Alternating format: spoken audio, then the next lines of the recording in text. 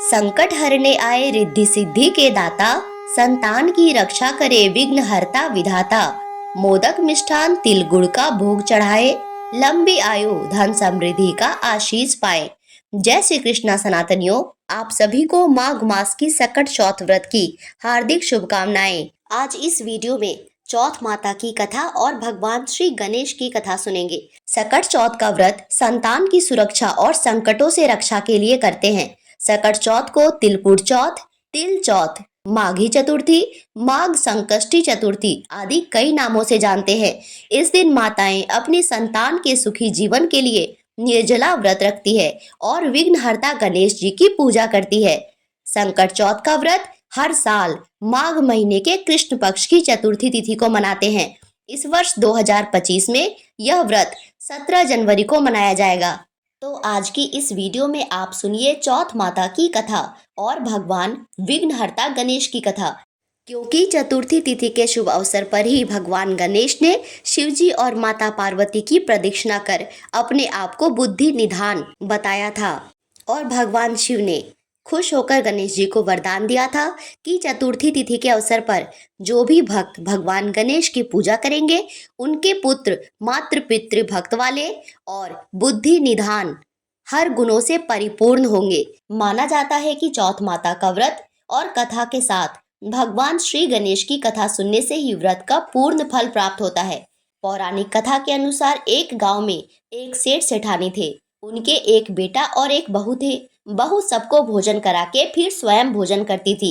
उनकी एक पड़ोसन थी, वह रोज पूछती थी, बहू आज क्या बनाया है, क्या खाया है? तो बहू कहती, ठंडो बासी।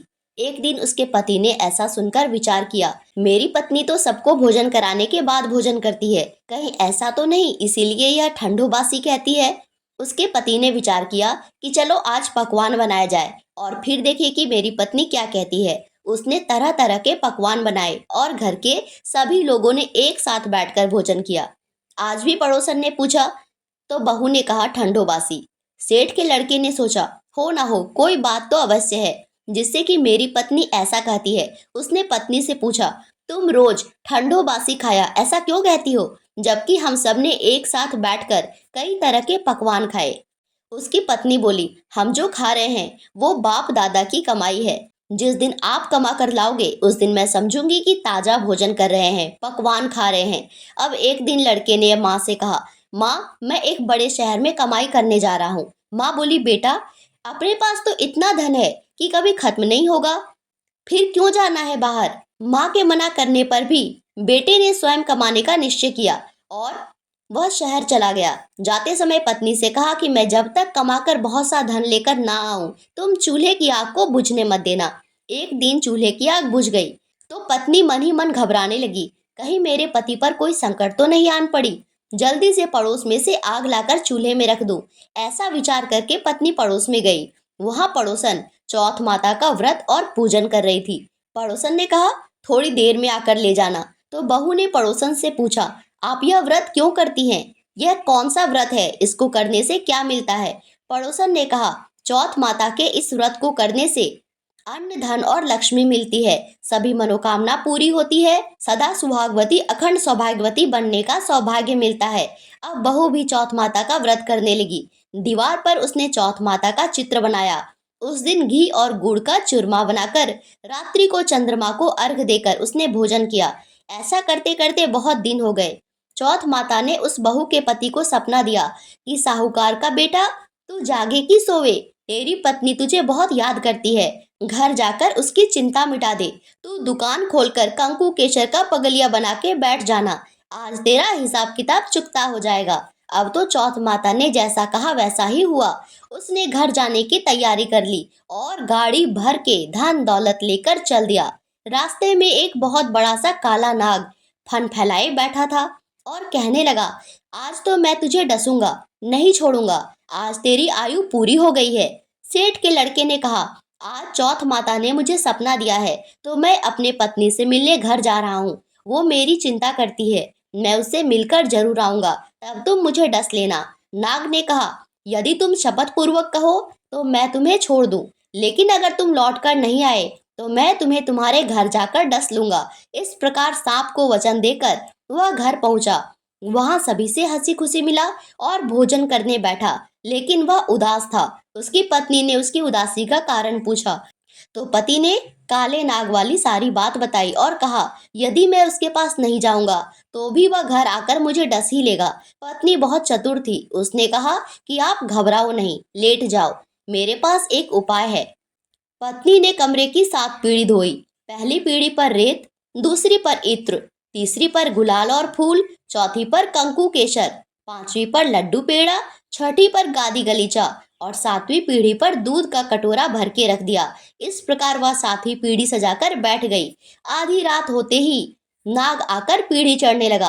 पहली पीढ़ी पर रेत में लौट गया और कहने लगा, सेठ की बहू ने आराम तो बहुत दिया, पर वचनों से बंध कर आया हूँ, सो डसना ही होगा, अवश्य ही डसूंगा। इस प्रकार 7वीं पीढ़ी पर नाग आराम करता हुआ और कहता हुआ गया, डसूंगा जरूर। कमरे में जाने ही वाला था कि चौथ माता ने विचार किया, अगर मैंने इसे नहीं बचाया तो दुनिया में धर्म कर्म पर विश्वास कौन करेगा, कौन पूजा पाठ को मानेगा। अब तो गणेश जी, चंद्रमा जी और चौथ माता ने उसे मिलकर बचाने का विचार किया। चंद्रमा जी ने उजाला किया, चौथ माता ढाल बनी और गणेश जी ने तलवार लेके नाग को मार दिया और ढाल से ढक दिया। अब बहू भी थक चुकी थी और थक हार कर सो चुकी थी। दिन निकला तो लोग बेटे से मिलने आए, परंतु बेटा बहू तो उठे ही नहीं थे। बहुत देर हो गई तो माँ उन्हें उठाने गई। माँ ने 7 पीढ़ियों पर जो कुछ देखा उससे वह बहुत ही घबरा गई और बेटा बहू को आवाज लगाने लगी। बेटा बहू उठे तो देखा कि एक ढाल तलवार वहां पड़ी है। अब ढाल उठाई तो वही काला नाग वहां मरा पड़ा है। बेटा बहू ने सोचा कि आज तो धर्म कर्म ने ही बचा लिया, चौथ माता के व्रत ने बचा लिया, जो भगवान गणेश जी और चौथ माता ने अपनी रक्षा की है।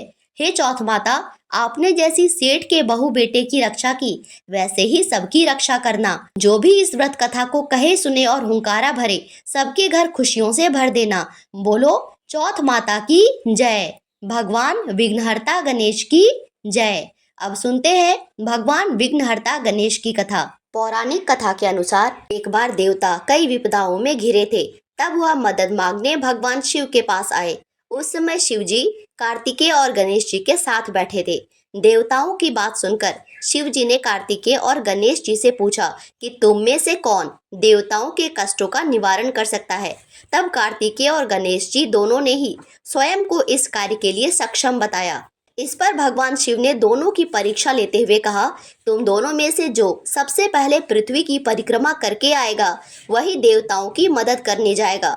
भगवान शिव के मुख से यह वचन सुनते ही कार्तिकेय भगवान शिव को प्रणाम करके अपने वाहन मोर पर बैठकर पृथ्वी की परिक्रमा के लिए निकल गए। परंतु गणेश जी सोच में पड़ गए कि वह चूहे के ऊपर चढ़कर सारी पृथ्वी की परिक्रमा करेंगे तो इस कार्य में उन्हें बहुत समय लग जाएगा। तभी उन्हें एक उपाय सूझा। गणेश जी अपने स्थान से उठे और अपने माता पिता की 7 बार परिक्रमा करके वापस बैठ गए। परिक्रमा करके लौटने पर कार्तिकेय स्वयं को विजेता बताने लगे। तब शिवजी ने श्री गणेश से पृथ्वी की परिक्रमा ना करने का कारण पूछा। तब गणेश जी ने कहा, हे पिताजी, माता पिता के चरणों में ही समस्त लोक है। यह सुनकर भगवान शिव ने गणेश जी को देवताओं के संकट दूर करने की आज्ञा दी। और जिस दिन भगवान गणेश अपने माता पिता की परिक्रमा कर रहे थे, वह चतुर्थी का ही दिन था। इस पर भगवान शिव ने गणेश जी को आशीर्वाद दिया कि चतुर्थी के दिन जो तुम्हारा पूजन करेगा और रात्रि में चंद्रमा को अर्घ देगा, उसके तीनों ताप यानी दैहिक ताप, दैविक ताप और भौतिक ताप दूर होंगे। इस व्रत को करने से व्रतधारी के सभी तरह के दुख दूर होंगे। उसे अपने जीवन में भौतिक सुखों की प्राप्ति होगी, उसकी सुख समृद्धि में बढ़ोतरी होगी, पुत्र पौत्रादि धन ऐश्वर्य की कभी कमी नहीं रहेगी। बोलिए विघ्नहर्ता गणेश की जय।